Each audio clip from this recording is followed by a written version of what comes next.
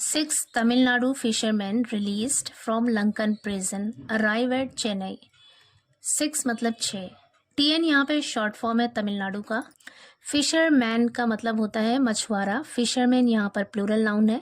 कह रहे हैं छः तमिलनाडु के मछुआरे रिलीज्ड मतलब रिहा किए गए फ्रॉम लंकन प्रिजन। प्रिजन कहते हैं कैद या फिर जेल।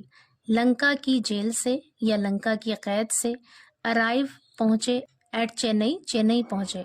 पूरी हेडलाइन का मतलब है कि 6 तमिलनाडु के मछुआरों को लंका की कैद से रिहा किया गया और वो चेन्नई पहुंचे।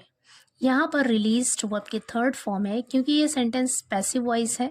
यहाँ पे जो सब्जेक्ट है 6 TN फिशरमैन, ये रिसीवर सब्जेक्ट है, ये डूअर नहीं है। अराइव यहाँ पे वर्ब की फर्स्ट फॉर्म है और ये वर्ब यूज हुआ है फिशरमैन के लिए।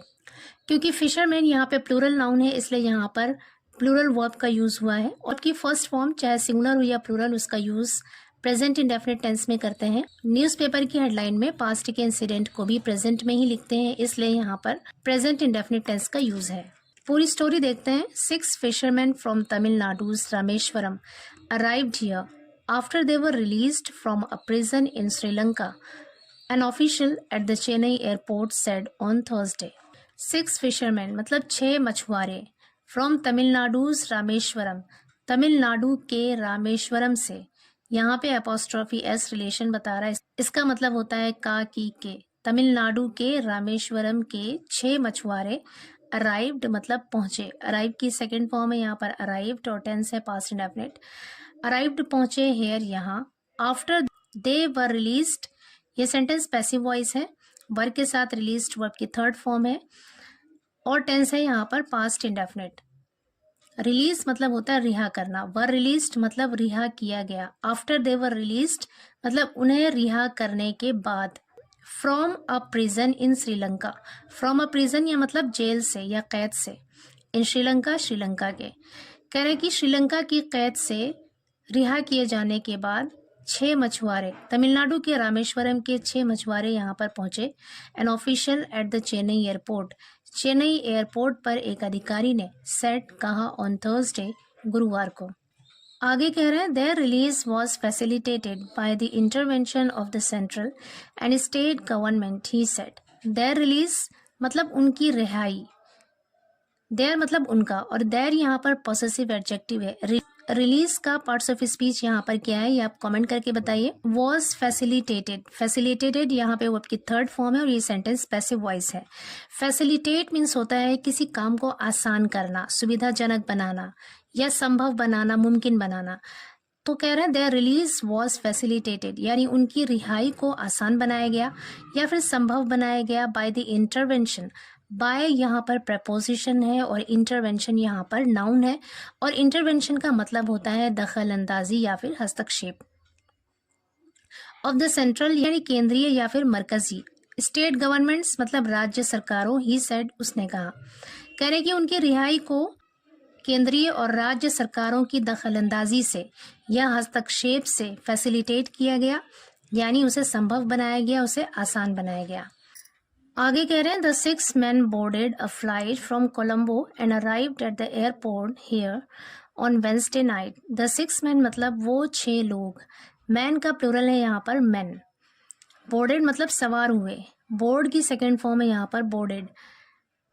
कह रहे हैं 6 लोग सवार हुए अ फ्लाइट एक जहाज पर, एक विमान पर, फ्रॉम कोलंबो, कोलंबो से, एंड अराइव्ड और पहुंचे एट द एयरपोर्ट हवाई अड्डे पर, हियर यहाँ, ऑन वेंसडे नाइट बुध की रात को। आगे कह रहे they were received by the state officials who made arrangements to help them reach their home district by road. They were received यानी उन्हें रिसीव किया गया या फिर उनका स्वागत किया गया। अगेन यहाँ पर वर्ब के साथ रिसीव्ड वर्ब की थर्ड फॉर्म है, पैसिव वॉइस सेंटेंस है। कह रहे हैं उन लोगों को रिसीव किया गया या उनका स्वागत किया गया बाय द स्टेट ऑफिशियल्स, राज्य के अधिकारियों के द्वारा। ऑफिशियल का मतलब होता है अधिकारी या फिर हुक्काम। स्टेट कहते हैं राज्य या फिर रियासत या सूबा।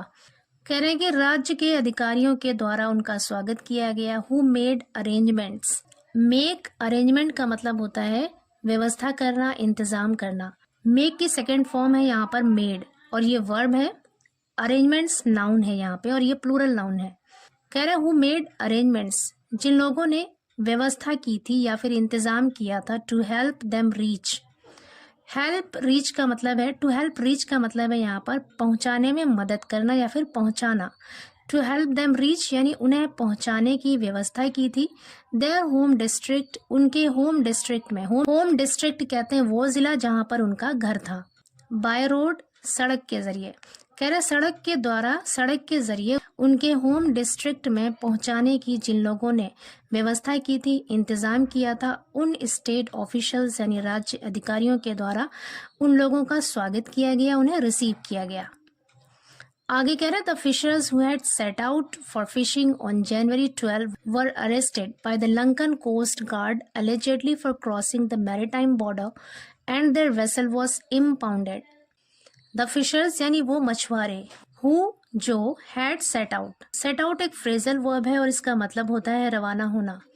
हैड के साथ यहाँ पर सेट आउट थर्ड फॉर्म है ये, और यहाँ पर टेंस है past perfect. Who had set out, जो रवाना हुए थे, फॉर फिशिंग, फिशिंग करने के लिए यानी मछली पकड़ने के लिए रवाना हुए थे, निकले थे। फॉर यहाँ पे प्रपोजिशन है और फिशिंग यहाँ पर जेरेंड है। ऑन जनवरी 12 यानी 12 जनवरी को रवाना हुए थे मछली पकड़ने के लिए। वर अरेस्टेड, गिरफ्तार कर लिए गए।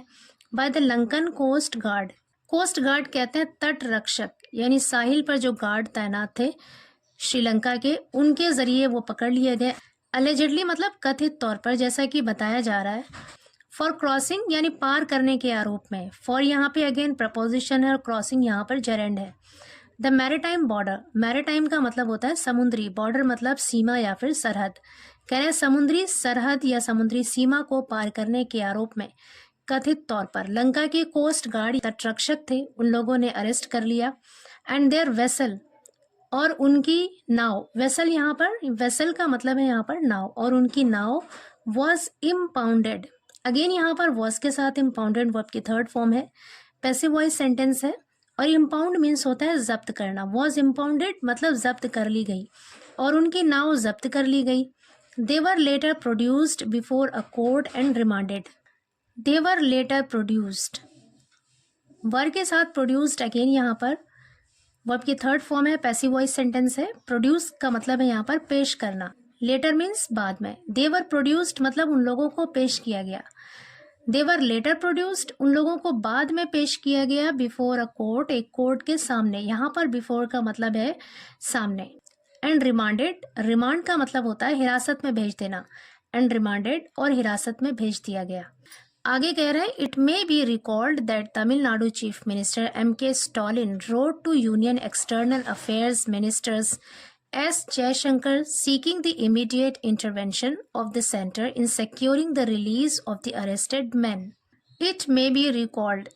It may be recalled का अगर हम literal meaning निकालें तो इसका मतलब होता है कि इसे याद किया जा सकता है, लेकिन जब न्यूज़ के कॉन्टेक्स्ट में हम इसका इडियोमेटिक ट्रांसलेशन करेंगे तो इसका मतलब होगा गौर तलब है कि। Tamil Nadu chief minister M.K. Stalin ने रोट, राइट की सेकेंड फॉर्म है यहाँ पर रोट, मतलब लिखा, union external affairs minister Jaishankar को लिखा, सीकिंग मांग करते हुए। सीकिंग यहाँ पर प्रेजेंट पार्टिसिपल है और ये यहाँ पर एज एन एडजेक्टिव यूज हुआ है। मांग करते हुए द इमीडिएट इंटरवेंशन, इमीडिएट का मतलब होता है तुरंत, जल्द। इंटरवेंशन मतलब हस्तक्षेप, यानी तुरंत हस्तक्षेप का मांग करते हुए, तुरंत दखल अंदाजी की मांग करते हुए तमिलनाडु के चीफ मिनिस्टर ने union external affairs minister S. Jaishankar को लिखा।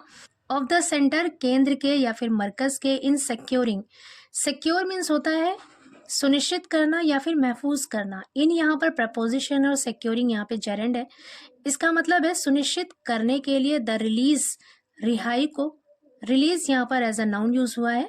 ऑफ द अरेस्टेड मैन, गिरफ्तार किए गए लोगों के। अरेस्टेड यहाँ पर एज एन एडजेक्टिव यूज हुआ है और ये पास्ट पार्टिसिपल है। पूरे सेंटेंस का मतलब है कि गौर तलब है कि तमिलनाडु के चीफ मिनिस्टर M.K. स्टॉलिन ने उन गिरफ्तार लोगों की रिहाई को सिक्योर करने के लिए, सुनिश्चित बनाने के लिए इमीडिएट इंटरवेंशन की मांग करते हुए, यानी तुरंत हस्तक्षेप या दखल अंदाजी की मांग करते हुए union external affair ministers S. Jaishankar को एक पत्र लिखा।